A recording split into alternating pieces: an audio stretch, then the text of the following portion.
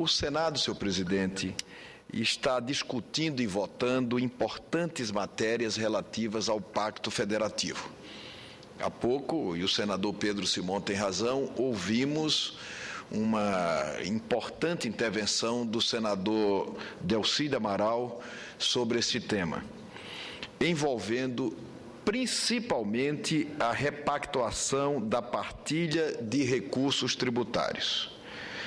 O fim do incentivo ao produto importado, à mercadoria importada, a necessária mudança do indexador da dívida dos estados, a distribuição dos royalties do petróleo, que já aprovamos aqui no Senado Federal e está tramitando na Câmara e precisa rapidamente ser aprovado na Câmara dos Deputados. E, senhor presidente, também vamos ter que votar até o final do ano os novos critérios de distribuição do Fundo de Participação dos Estados em função de decisão tomada com relação à constitucionalidade dos critérios existentes pelo Supremo Tribunal Federal. Dentro desse propósito, senhor presidente e senhores senadores, coube-me a tarefa de relatar uma importante matéria no âmbito da Comissão de Constituição, Justiça e Cidadania desta Casa. Trata-se do ICMS sobre o comércio eletrônico. De fato, senhor presidente e senhores senadores, o faturamento das vendas no comércio eletrônico saltou, há pouco o senador Delcídio lembrou isso, saltou de 500 milhões em 2001, senador Giangelo, para 23 bilhões em 2012. Além disso, tivemos um incremento significativo no número de consumidores dessa modalidade, que evoluiu de 1 para 30 milhões. De 1 para 30 milhões de consumidores. Nesse contexto, o Brasil já é o 5º país do mundo com o maior número de usuários de internet, cerca de 80 milhões de pessoas, dos quais 27 milhões efetuam compras eletrônicas. Isso se deve, sobretudo, aos avanços e conquistas recentes no campo das políticas sociais. Tivemos verdadeiramente melhorias dos indicadores de emprego e renda da população brasileira, fato que impulsionou mais ainda o segmento do comércio eletrônico, facilitando o acesso de camadas sociais antes excluídas até mesmo do comércio de produtos básicos. Esse novo cenário, senhor presidente, senador Pedro Simão, gerou inúmeros benefícios para o cidadão comum. Apesar disso, acarretou também algumas distorções econômicas para os estados em razão do modelo tributário atualmente aplicado ao comércio eletrônico.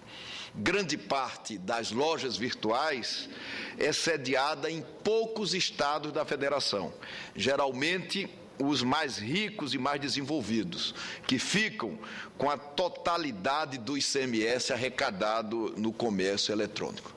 De modo que os estados, eles não estão querendo apenas a divisão desses impostos do comércio eletrônico. Os estados estão fundamentalmente querendo aquilo que os estados têm direito.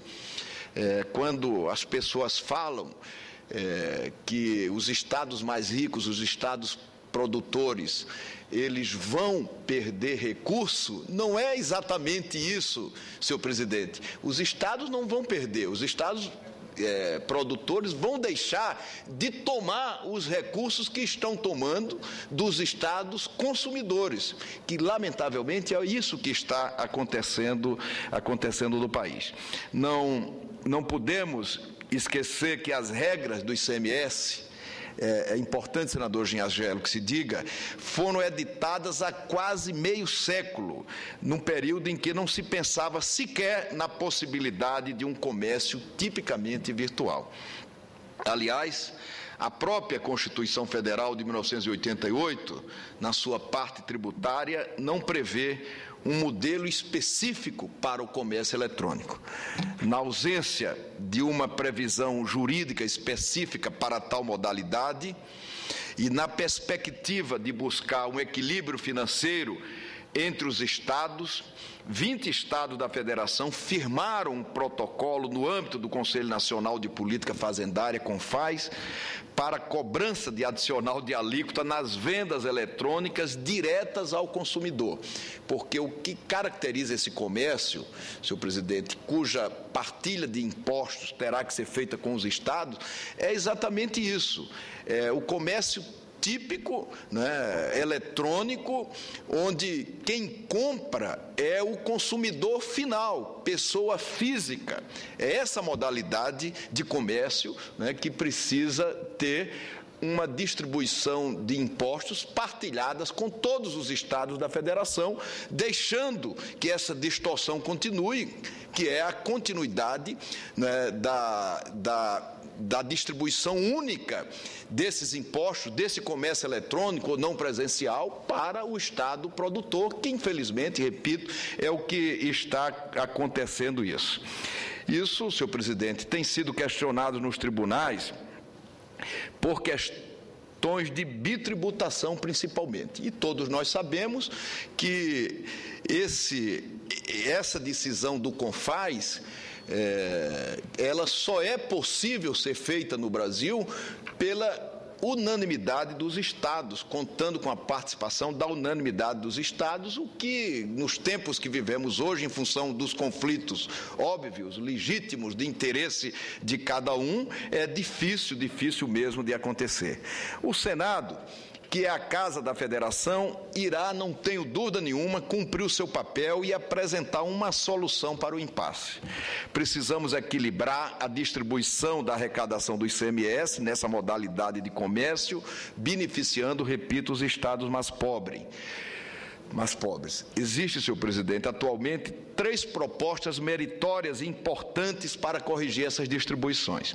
A PEC 103, do senador Delcídio Amaral, a PEC 56, do senador Luiz Henrique, e a PEC 113, do senador Edson Lobão Filho. Acolhendo e aperfeiçoando pontos dessas 3 proposições, apresentamos nosso relatório, que traz um modelo que julga equilibrado no sentido de corrigir as atuais distorções e melhorar a situação dos estados mais pobres da federação. E acolhendo também, senhor presidente, uma regra que já existe na própria Constituição Federal com relação a outros produtos, com relação a outras mercadorias e com relação a outros serviços. Nesse sentido, o estado de destino ficará com o imposto correspondente à diferença entre a alíquota interna e a alíquota interestadual. Apenas para ilustrar, supondo uma alíquota média de 17% no estado destinatário, ficará com 10% e o de origem com 7% do imposto, nas operações efetuadas, senhor presidente, entre os estados do Nordeste, Norte, Centro-Oeste e Espírito Santo, por exemplo. Segundo as estimativas, isso representa um acréscimo de 2,3 bilhões de reais para os estados mais pobres da federação. Essa distribuição certamente é compatível com a meta constitucional de redução das desigualdades regionais e com os objetivos de erradicação da pobreza extrema no nosso país. Chama atenção, senhor presidente, para o fato de que, nos termos da nossa proposta, do nosso relatório, do nosso parecer, as regras de partilha do ICMS se aplicarão não somente ao comércio eletrônico, mas a todas as modalidades de venda não presencial. Em suma, nossa proposta é uma convergência, um aperfeiçoamento das propostas dos senadores Delcídio Amaral, Luiz Henrique Lobão Filho, que com muita dedicação se ocuparam a tão importante e complexa matéria. Espero, portanto, que as lideranças partidárias desta Casa e os senadores encaminhem na direção de que possamos votar rapidamente essa matéria do comércio eletrônico e não presencial na Comissão de Constituição e Justiça e, posteriormente, aqui no Senado Federal.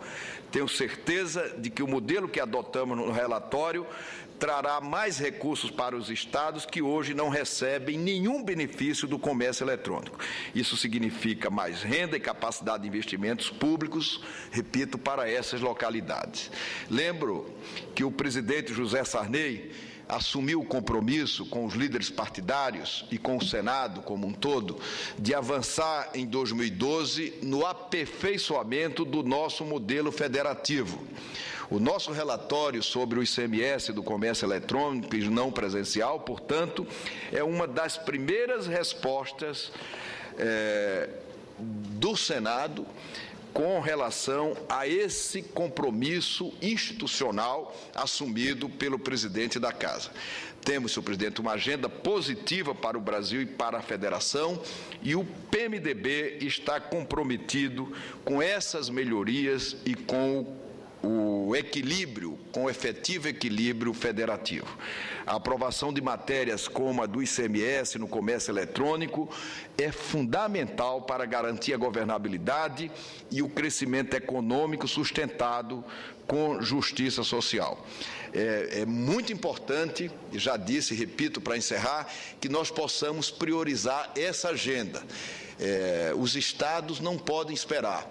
Quer dizer, votar pela partilha desses impostos do comércio eletrônico e das vendas não comerciais significa devolver aos estados a melhor capacidade de investir na educação, de investir na saúde, de investir principalmente na segurança pública, cuja sociedade exige respostas, cada vez mais respostas em função do agravamento, do aumento da criminalidade com o qual o Brasil hoje se debate. Muito obrigado, senhor presidente.